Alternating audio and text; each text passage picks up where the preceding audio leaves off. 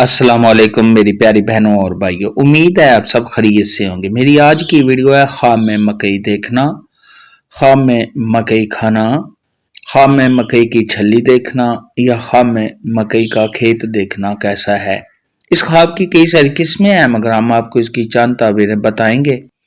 Video شروع کرنے سے پہلے میری آپ سے چھوٹی سی ریکویسٹ ہے کہ میرے چینل سچی تعبیر کو سبسکرائب کر لیں تاکہ آنے والی ہر نئی ویڈیو آپ تک آسانی سے پہنچ سکے اور آپ اپنے خواب کی تعبیر جان سکیں۔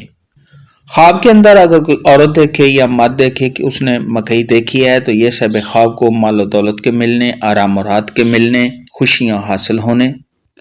اور تمام مشکلات کے دور ہونے کی علامت ہے۔ خواب کے اندر اگر کوئی شخص دیکھے کہ اس نے بہت زیادہ مکئی دیکھی ہے،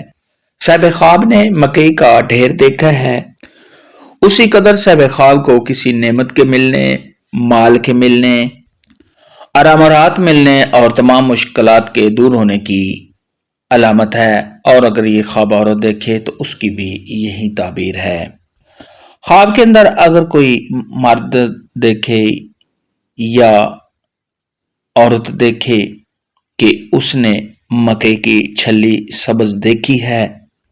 تو یہ تمام مشکلات کے دور ہونے، خوشیاں حاصل ہونے، کاروبار کے بڑھنے، اور اگر یہ خواب کنواری لڑکی یا کنوارا لڑکا دیکھے تو شادی ہونے کی علامت ہے۔ خواب کے اندر اگر کوئی مرد دیکھے یا عورت دیکھے کہ اس نے مکئی کا کھیت دیکھا ہے تو یہ سب خواب کو آرام و راحت ملنے، تمام مشکلات کے دور ہونے، آرام و راحت ملنے، آنے والی لائف میں سب خواب کو خوشیاں ملنے، اور اگر یہی خواب غیر شادی شدہ کنواری لڑکی یا کنوارا لڑکا دیکھے تو شادی ہونے کی علامت ہے۔ خواب کے اندر اگر کوئی شخص دیکھے کہ اس نے خود کو مکئی کھاتے ہوئے دیکھا ہے تو یہ سب خواب کو آرام و راحت ملنے، تمام مشکلات کے دور ہونے، محنت اور مشقت کے ساتھ سب خواب کو کامیابی حاصل ہونے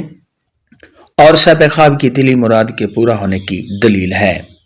خواب کے اندر اگر کوئی شخص دیکھے کہ اس نے مکئی خریدی ہے تو یہ آرام و راحت ملنے، تمام مشکلات کے دور ہونے،